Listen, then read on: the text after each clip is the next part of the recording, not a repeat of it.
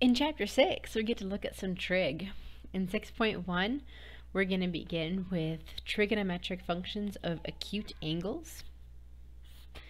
And our objectives are to determine the 6 trigonometric ratios for a given acute angle of a right triangle. Specifically, we're going to determine the trigonometric function values for the special angles 30, 45, and 60 degrees. Using a calculator, we're going to find function values for any acute angle and given function and vice versa. And given the function values of an acute angle, we're going to find the function values of its complement. Sounds fun. First topic, trigonometric ratios. Quick review of right triangles. So if it's a right triangle, one angle is 90 degrees. We use the box symbol to indicate that 90-degree angle. And then the angles are named with respect to that other angle that we're focusing on. So there's an angle theta. We use the theta symbol. Usually we use Greek letters to signify an angle. So we're going to use theta. Again, this symbol, if I write it, be like this or like this, sometimes depending on if we're writing it cursive. So these are theta symbols. We also sometimes use other symbols for theta, so you might want to familiarize yourselves with the Greek alphabet. We might use alpha or beta or phi. Again, theta is the most common, but any of these can be angles. We usually use Greek letters. For angles, to differentiate them from the Arabic letters that we're going to use for sides of a triangle. So we've got our Greek letter theta for the angle there. Now, with respect to this angle theta, we have the side adjacent to that theta. It's on the same edge that the theta intersects. Then we have the side opposite to theta. It's across the triangle from theta. And then the hypotenuse, which is always the diagonal of the 90-degree triangle, it's always opposite of the 90 degree. So we've got our hypotenuse, our adjacent side, and our opposite side. All right, so for any right triangle, we can compute ratios. Ratios are fractions, something divided by something else, of pairs of sides with respect to one another. Since these triangles are on a flat surface, we know that both of the non-right angles are acute. So we have a theta here and another angle here we could call phi, and they both have their own ratios. We're going to talk about specifically in terms of theta. We can define them in terms of whatever angle we happen to be focusing on. All right. Because the angles are acute, that means their measure is less than 90 degrees. In mathematics, we define the ratios of the right sides as trigonometric functions. Trigonometry comes from the Greek for three angles. A triangle has three angles in it. So the trigonometric functions are the ratios of right sides of sides of the right triangle. All right.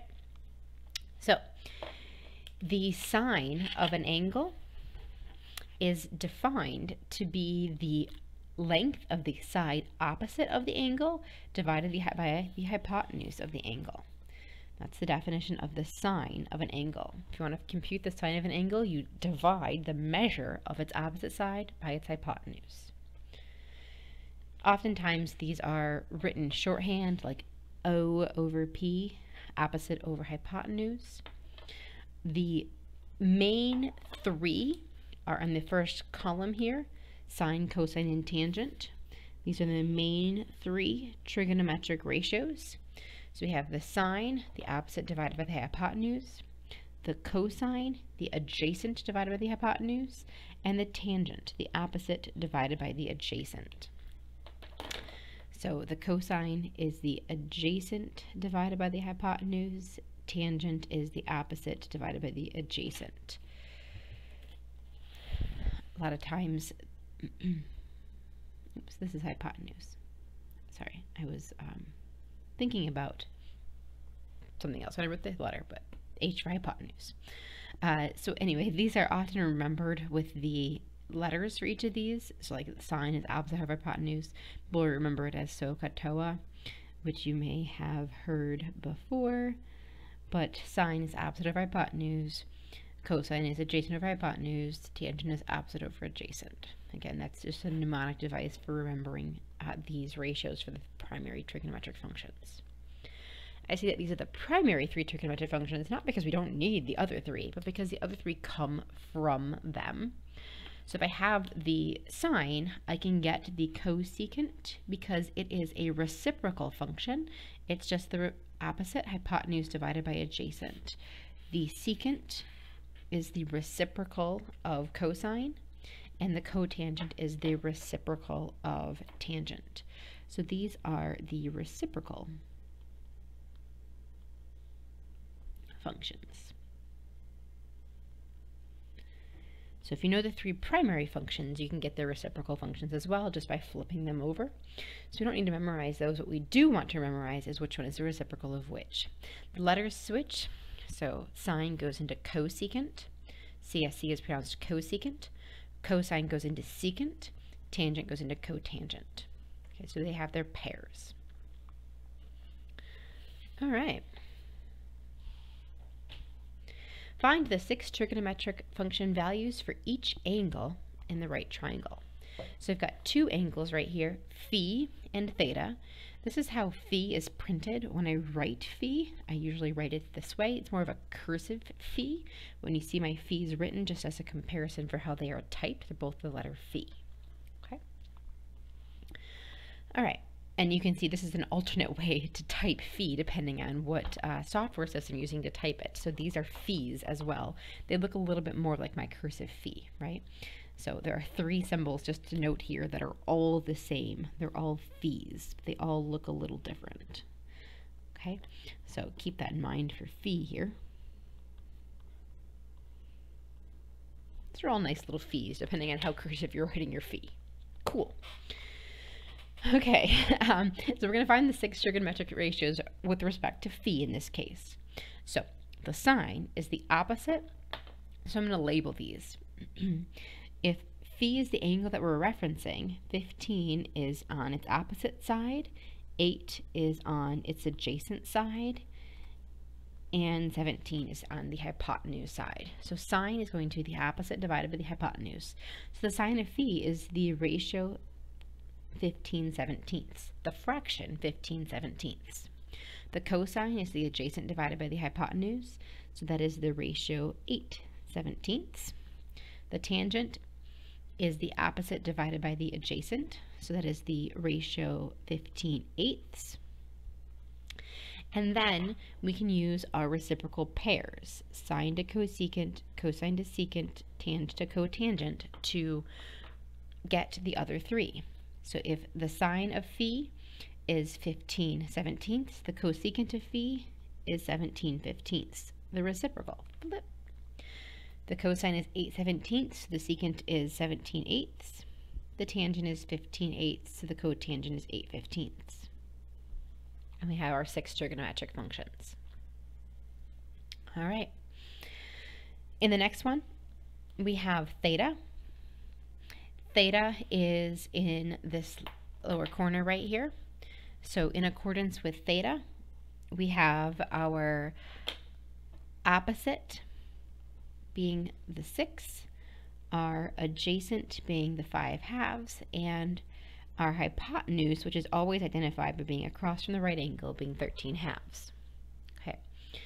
Now we're going to simplify these a little bit. When I divide by a fraction, I can't leave a fraction in the denominator. It's not going to be considered simplified, so we'll get these simplified as well. Okay, so the sine is, first of all, I take the opposite divided by the hypotenuse. So if I write that as opposite divided by hypotenuse, that helps me, instead of writing it as 6/13/2, helps me know my regular fraction rules of multiplying by the reciprocal. So that is 6 times 2 is 12/13. So the sine of theta is 12/13. And the cosine. Cosine is adjacent divided by hypotenuse. So that's going to be 5/2 divided by 13/2, or 5/2 times 2/13. So that reduces and gives me 5/13. The tangent, opposite over adjacent, is going to be 6 divided by 5/2, or 6 times 2/5. So that's going to be 12/5. Again, once we have the first three, we can find the reciprocal functions. I never find them by their ratios because it's more efficient to find them based off of the three you've already found, or it's in so much work to compute those. Instead of dividing fractions in the reverse order, let's use what we know. So cosecant must be, I've already got it simplified, so I'm going to switch this into 13/12. Secant, that's got to be 13/5. And cotangent's got to be 5/12. Okay. Now, it's asking me now if I notice any patterns in the values. Please pay attention in specific to sine, cosine, and tangent, because I've already mentioned, to shortcut this, that we have the reciprocal functions. So we have the reciprocal functions, meaning I don't need to memorize cosecant, secant, and cotangent separately. What I need to memorize is they can be found by the reciprocal, 1 divided by each of the 3 primary functions. These are the primary 3, and the other 3 can be found from taking the reciprocal of them. Now, calculators have buttons for sine, cosine, and tangent on them. Just want to warn you right away that there is not a secant, cosecant, or cotangent button. Sine with a -1 in the corner of it up here is not the same thing as cosecant. It's actually inverse sine or arc sine. It is not the same thing. So just keep that in mind. You would not want to be using this button for cosecant. Not the same thing.